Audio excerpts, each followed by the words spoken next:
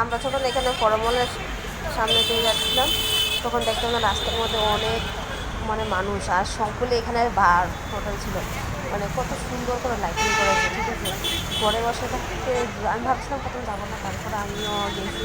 ঘরে বসে কতক্ষণ থাকবো, তারপরে আমি তো চলো যাই। তারপর আমরা যাচ্ছি। আর এখানে দেখো কোর বাংলা ফরমলটা আজকে মানে অফ করে দিয়েছে, তাড়াতাড়ি বন্ধ করে দিয়েছে। তো আমি ভাবলাম কোর বাংলা ফরমলের ভিতরে দিয়ে আমরা চলে যাবো কোর বাংলাতে। তো এখানে রাস্তা বন্ধ করে রেখেছে, যেতে আমাদেরকে দেয় না। তা আমরা তার জন্য সোজা চলে গেলাম এই মাড়িগলা। মাড়িগলাতে তো এখানে আমরা চলে এসেছি জ্যোতিনিবাস কলেজের সামনে। তো এখানে এসে দেখলাম ওর এত ভিড় এত ভিড়, ওইখানে মানে মানুষের জন্য যাওয়া যায় না। আমার তো হাতে পায়ে মধ্যে এত চোখ লেগেছে,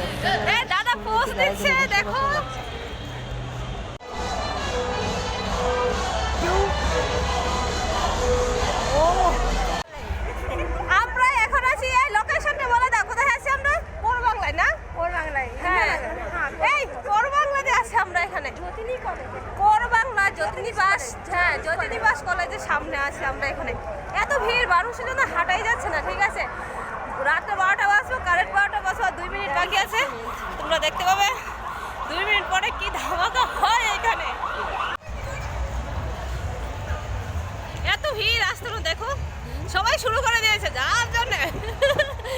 এটা হলো কোর বাংলা, এই সাইডে হলো জ্যোতিনিবাস কলেজ।